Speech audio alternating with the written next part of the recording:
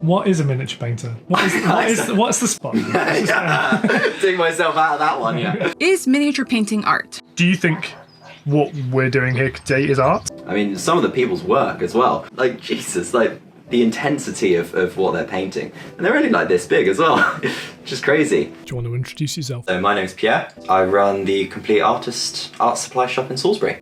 What happens if you take a professional artist with no experience of painting miniatures? My daily would be portraits and figure. Is that the sort of thing you're talking about, the stuff behind you? This is unusually large for me, actually.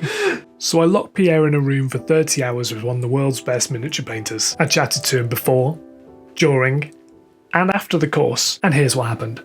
Have you ever painted on miniature scale before? Once ago, and I remember it, actually, I was not very good at the painting. So the format for this video is a bit different. I've lost all the glitz and glamour that you normally see in my YouTube videos because I really just want to focus on Pierre and see how a professional artist handles painting miniatures. But more than that, I wanted to see how an outsider looking in would view our community. And I guess I also wanted to find out, is Warhammer art? And that's why I got Lila involved too.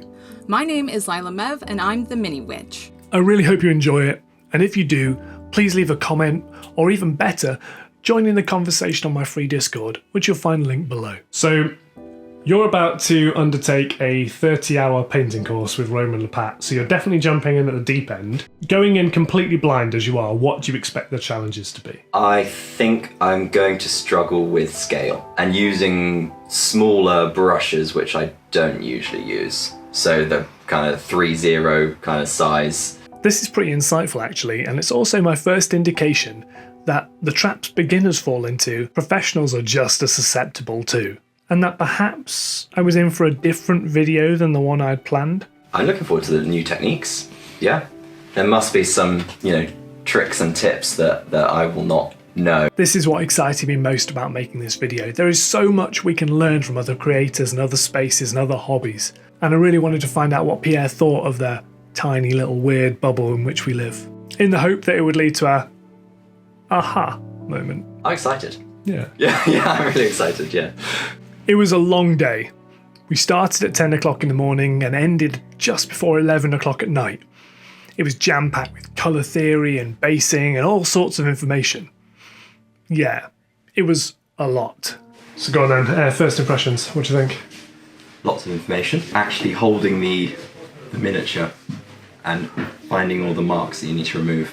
The gluing I was way too heavy-handed on, but I've got a really cool plan for the base. You having fun? Yeah. Many hours later. It was a bit of a long night last night. Yeah. How did you deal with all the colour theory? It was completely fine. Yeah, I was in stride. On reflection, I shouldn't have been too surprised by this. Roman is quite a painterly painter and he has a traditional art background and teaching background, so I guess I shouldn't have been too surprised that Pierre took this right in his stride. What about your first forays into miniature painting? We did a lot of basing yesterday. Have you got a base there? Got a little base. I don't know if that's in focus. What were the challenges? Deciding on the placement. I think changing my mind quite a lot. Just glue something on and go from there. But yeah, indecisive. What's your experience of painting in 3D, as it were, as compared to painting in 2D? I found that I get fixated on one surface. So then I'll be working on this surface and I'll be like, oh, wait, I've got to turn this now. I didn't even consider this to be a thing. I just took it for granted that we paint in 360 degrees. But this was something Pierre really struggled with. He fixated on that one plane, and again, just comes down to habits and practice, I think. So these are the minis at the end of the morning break. See if you can spot Pierre's. So hands up. Originally I'd intended to capture lots of B-roll from the workshop, including Pierre's journey through the whole thing, but the reality of running my first painting workshop with Roman Lepat while simultaneously filming meant I just didn't get the footage that I wanted, so sorry about that. I did get this though, and by the end of the second day, this is what Pierre had managed to paint, which I think is pretty good. While he was there though, I decided to pick his brains about some of the other stuff that had been weighing on my mind. And to add to the conversation, I also got another YouTube creator with an art background involved. So a huge thank you to Lila Mev for chipping into the discussion. My name is Lila Mev and I'm the Mini Witch. I'm a professional YouTuber, professional miniature painter, ex-fine art photographer, and ex-studio photographer. I have my bachelor's as well as my master's in fine art photography. My art background has had a huge impact on my miniature painting. Things like color and lighting and volume all are second nature to me. Remember, that's what Pierre said too. As a photographer, I used to hire models, hire makeup artists and hairstylists, sew my own costumes, build my own sets, and always had this vision of what I wanted the final photo to look like. And being able to envision what I wanted has made a huge impact on my ability to paint miniatures. And again, that's what Pierre was most worried about right at the beginning of the video. The only thing I really needed to learn for miniature painting was how to apply paint to a model. I'm spotting a theme. We'll come back to this. Is miniature painting art? Do you think what we're doing here today is art? That's a tough question. Unless you sculpt it yourself or do a lot of kit bashing, it's just really difficult to put your own story, put your own narrative and ideas onto something that is pre-sculpted and mass-produced. Miniature painting can be art. There's definitely academic perspective to it. I mean, we've been going into all the theory and everything, so there's definite. I mean, we've been working on the colour theories and everything, so yeah, I'd classify that as, Art. yeah. However, I would put miniature painting more in craft. Craft is just repeating learned steps. Art is creating something new. Lila actually expands on this topic a little bit further, but I needed to cut it down a little bit to make the video a little bit more succinct. I'll upload the full version and host it over on my Discord, so if you want to view that, head over there. The link's down below. Was that one of your takeaways from the course? Did you feel you were producing craft? Or did you produce, or did you feel you were producing art? That's a really good point. I think, yeah, a craft. So if you look at something, what a craft is, you think of something like gilding. Obviously, I'm super traditional. I'm going to come up with a really weird miniature painting. Yeah, I would say is a craft. I think the recipe to then become an art is to then you have to involve emotion. That's my opinion anyway. This is really interesting because I think personally I really want Warhammer to be art, but I think Lila's right. What we're doing, or at least me anyway, is just repeating steps to a recipe, and that's definitely more craft than art. So maybe what I should really do is just get out my own backside. But saying that,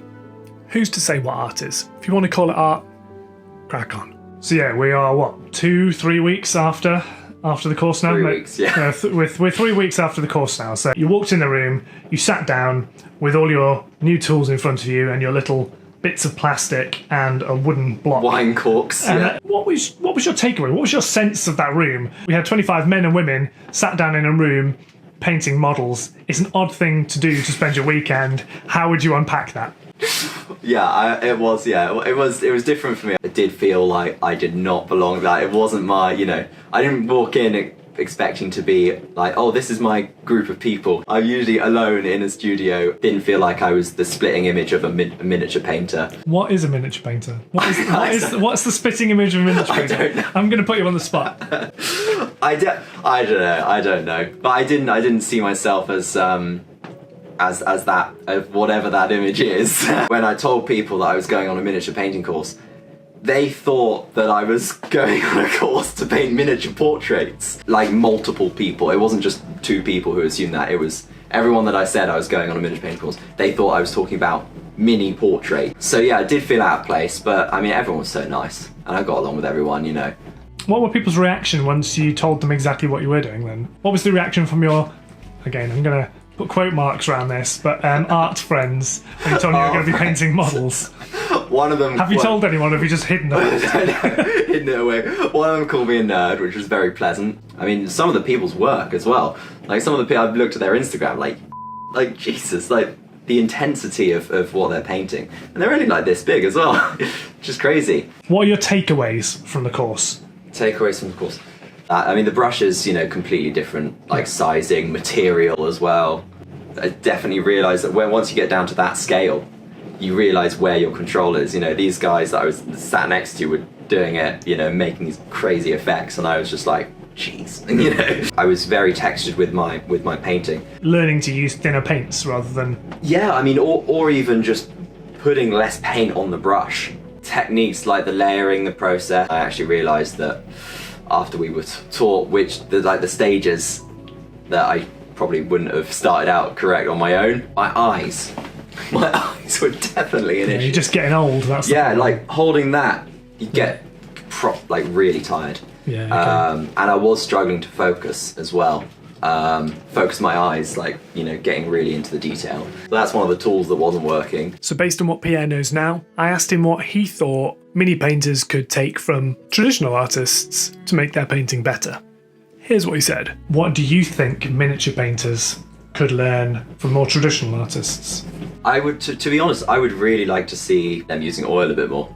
I think that would be pretty cool. Also, the finish would look really nice. It's difficult because it's such a different. I mean, it's one end and the other. Yeah, I mean, slowing down could be beneficial, but also if they were using oil, that would come hand in hand. And I have heard that there are some really good miniature painters who use oil. So I mean, maybe it's a technique that is starting to come out a bit more. So let me try and wrap this up. I think I was surprised that Pierre ran into the same sort of problems we all do when we're first starting. Thinning your paints, brush control, texture on your models, what brush to use, all that sort of stuff. And I think if that proves anything, it's that you can have as much knowledge as you like. What it really comes down to is practice. There were certainly elements that Pierre did not struggle with at all, but they were mainly theory-based ones. When it came to practical applications, yeah, he struggled a little bit, and that's fine. Here's a question for you. Go on. You would do it again? You walk into a Games Workshop, buy yourself a plastic model, sit down and paint. Could you create something, quote unquote, painterly? Would that be a project you would genuinely, creatively outpour yourself into? Or would it be this is a nice, quick, easy release, I want to unleash my inner nerd? Probably number 2. Okay. Probably number 2. Yeah. I mean, I remember when I was younger, I did building the Airfix bits and bobs. Neither times did I actually put much effort into the painting. It was the building part that I put a lot of time into. But yeah, I could probably see myself painting, making and painting, I don't know when, but some of the Airfix stuff, like trying that out again. Does that mean that you don't see miniature painting as serious? No, I mean, Roman's got a career out of it. Like he's a pro, isn't he? So I'd say that's definitely serious. Yeah. I mean, for me, it wouldn't be serious. Like if I took it on, I wouldn't be like entering competitions and stuff. You know, I were not that level. I wouldn't see myself as serious. But I mean, you can definitely be serious about it. Yeah. That was really unkind, but I just really want to unpack what Pierre's saying here. Oh, sorry, I put you on the spot. Dig myself out of that one, yeah. But I just mean that it's a really common thing. Some people want to take it to the nth degree and compete and all that sort of stuff, and some people just want to do it because it's fun. And yeah. I think both are absolutely fine. There's nothing wrong with it. Yeah. So if you've got one takeaway, what is it? I didn't realise how little people knew about I mean, I didn't know that much about it, but literally no one assumed that I was painting miniatures. Interesting. No one. Interesting. Yeah. Yeah, I think that's a real learning point from my point of view. Is that I don't know. You almost exist in a little bubble. Yeah. And then realizing that actually no one knows or cares about your little bubble is always a bit of a humbling experience. I think that's always the way, though, isn't it? Yeah, I mean, with everything, I'm in a bubble. No one really cares about, But so you're not about to convert and become a Games Workshop franchisee, then? No. No. Thank you so much for watching. If you enjoyed this conversation, I've got plenty more like it in the pop-ups that are on your screen right now. You can also check out the extended version of Lila's interview over on my Discord, which is free, or you can go one further and support me on Patreon for the same price as a coffee. As always, a huge thank you to all my patrons who already do that. You mean the world to me. Thank you so much. And I'll see you next time.